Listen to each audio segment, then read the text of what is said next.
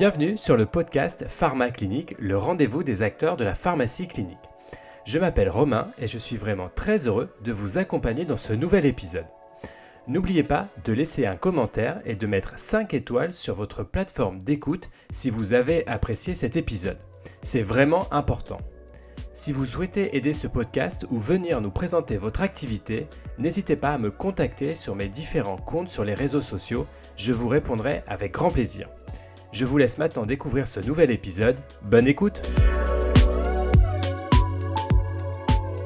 Bonjour à tous, très heureux de vous retrouver pour un nouvel épisode du podcast Pharma Clinique. Vous êtes de plus en plus nombreux à écouter les échanges que je peux avoir avec mes invités, c'est vraiment motivant pour continuer cette aventure. Aujourd'hui, nous allons parler ensemble d'un outil informatique qui se positionne comme un support d'activité de pharmacie clinique. Après avoir parlé dans ce podcast de Bimedoc et de PharmaClass, je vous propose de découvrir aujourd'hui la startup MapEUI Labs à l'origine des concepts MapEUI et Hospiville. Pour parler de ces projets, je reçois Antoine Fouéré, pharmacien et cofondateur de cette société. Bonjour Antoine. Bonjour Romain. Alors ensemble, nous allons revenir sur cette aventure et sur ces outils mis à disposition pour le pharmacien clinicien. Mais si vous le voulez bien, avant de commencer, Antoine, est-ce que vous pouvez vous présenter ? Oui, bien sûr. Donc, je m'appelle Antoine Fouéré, donc je suis pharmacien au centre hospitalier de Saint-Malo. Donc, j'ai fait mes études à l'université de Rennes 1, et puis j'ai enchaîné donc sur un internat dans la région Bretagne. Donc, j'ai pu découvrir le centre hospitalier, le CHU de Rennes, le CHU de Nantes, le CHU de Brest, et puis j'ai terminé mon internat à Saint-Malo. Et dans la foulée, en fait, j'ai pris un poste d'assistant, puis qui s'est transformé en poste de praticien il y a quelques années. Alors comment est née l'aventure MapEUI Labs ? Alors en fait, l'aventure est née en 2015. En fait, j'ai un ami qui s'appelle Goulven Lorsi, là, qui est le dirigeant de la société MapEUI, MapEUI Labs, et donc qui était directeur pédagogique d'une école d'informatique qui est assez connue, qui s'appelle Epitech, et donc c'était l'école de Rennes. Et en fait, ça faisait longtemps que je le tannais un peu pour obtenir auprès de ses étudiants un projet dans le but de faire une forme de plateforme pour les pharmaciens hospitaliers. Donc, ce qui s'est passé, c'est que lui a souhaité quitter la direction de cette école pour monter sa propre société. Et donc, ce que je lui ai proposé, c'est en fait de monter un projet ensemble autour de la pharmacie hospitalière. Et c'est comme ça qu'est né MapEUI en premier. Alors le premier travail auquel vous êtes attaqué, c'est le gaspillage des médicaments en milieu hospitalier. Est-ce que vous pouvez nous en dire plus ?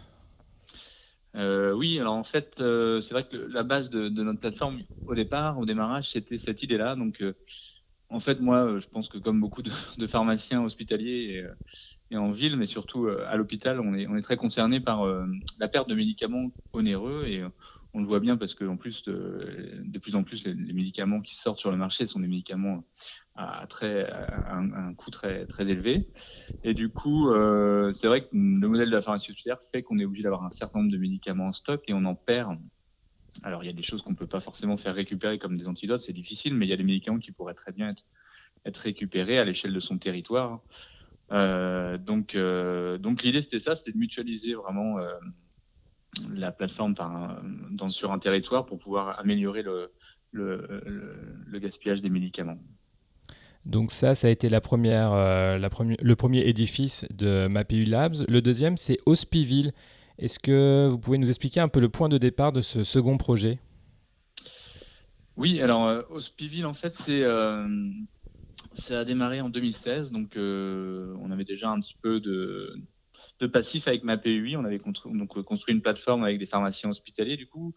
Donc, on avait déjà une plateforme un peu existante, donc on s'est dit on va en profiter. On a répondu du coup à un appel à défi qui avait été organisé dans le cadre d'un concours qui s'appelait Digital for Life et auquel participait le CH de Quimper. Donc, le CH de Quimper avait lancé un défi. Il voulait en fait qu'on propose une solution informatique pour améliorer la prise en charge médicamenteuse des patients entre la ville et l'hôpital.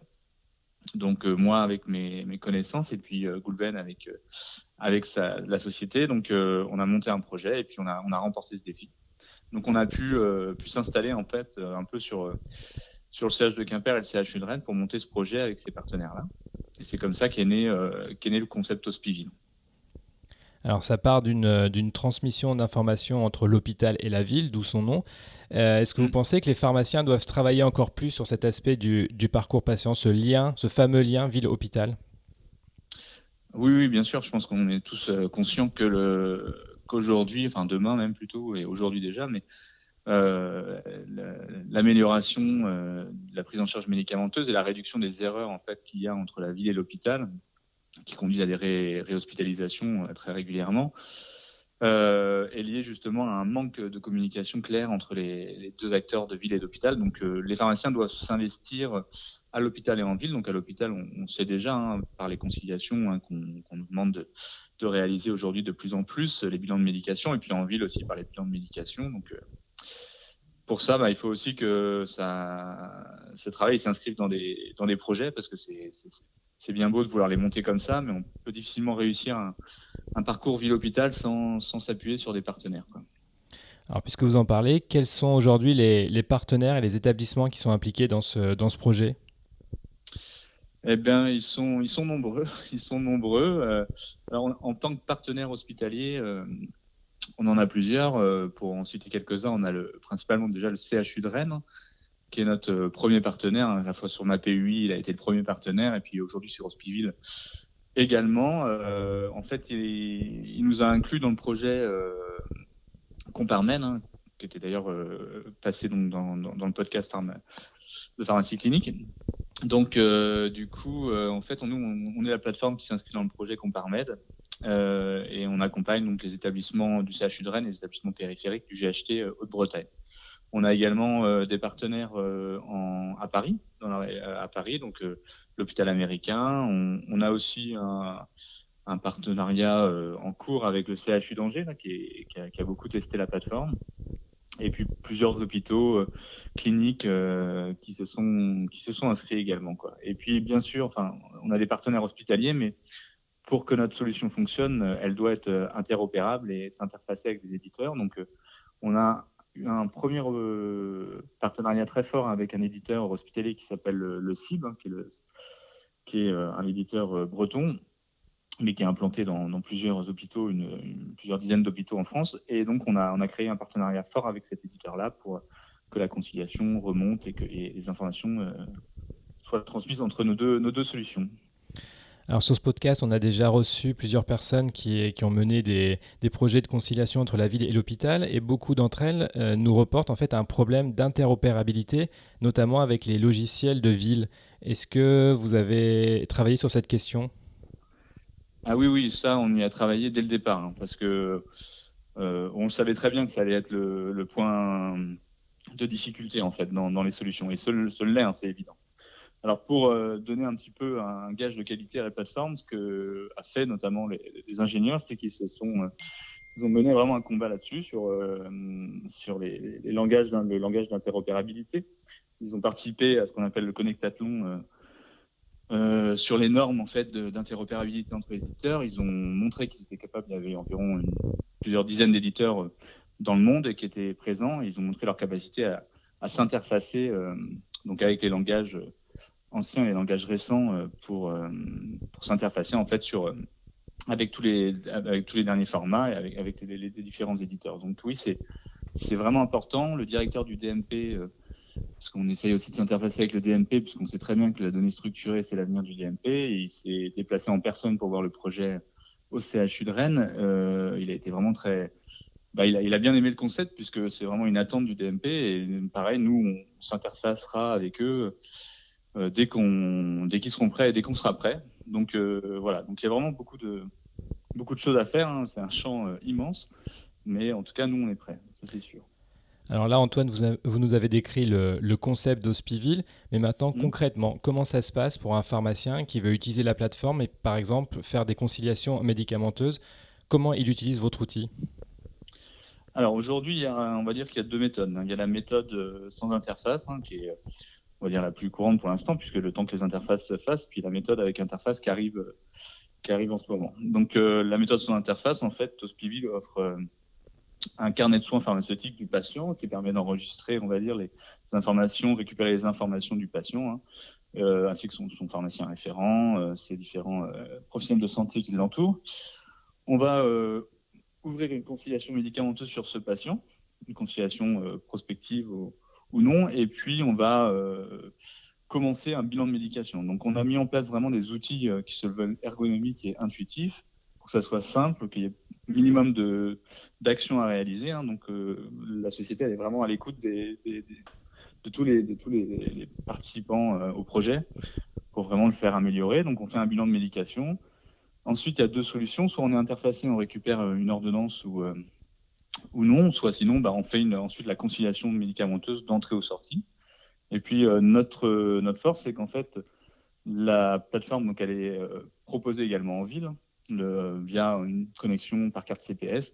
Le pharmacien d'officine qui est reconnu donc, par la plateforme, puis aussi à condition évidemment que le patient ait donné son accord, peut s'inscrire, accéder à la plateforme, mais également réaliser un bilan de médication ou tout simplement transmettre les ordonnances à l'hôpital. Donc voilà à peu près le fonctionnement aujourd'hui.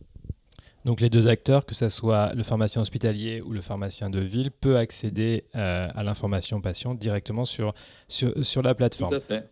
Oui, Alors, comment fait-on pour rejoindre le mouvement Hospiville ? Bon, c'est simple. Hein. Il faut simplement aller sur le site. Hein. Aujourd'hui, il est hébergé sur le site MaPUI, hein, mais c'est bien deux choses distinctes. Mais il faut aller sur le site MaPUI. Vous avez un bouton vous inscrire. Et puis vous vous inscrivez et vous demandez.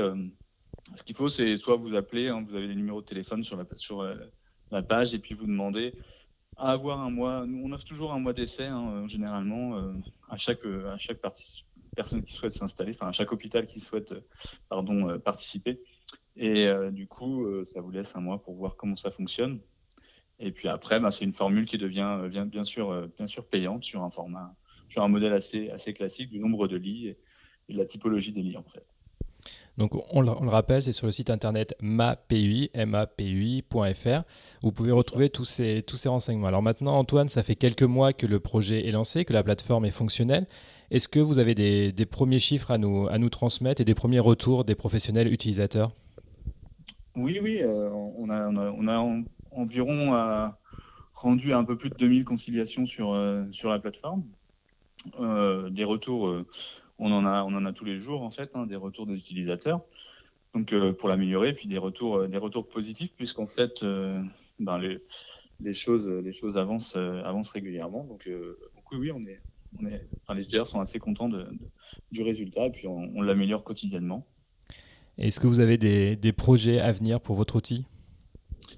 Alors oui, on a beaucoup de projets à venir. Hein. C'est tout l'enjeu pour essayer d'avancer. Et donc, un des principaux projets sur lequel on s'inscrit, c'est un article 51.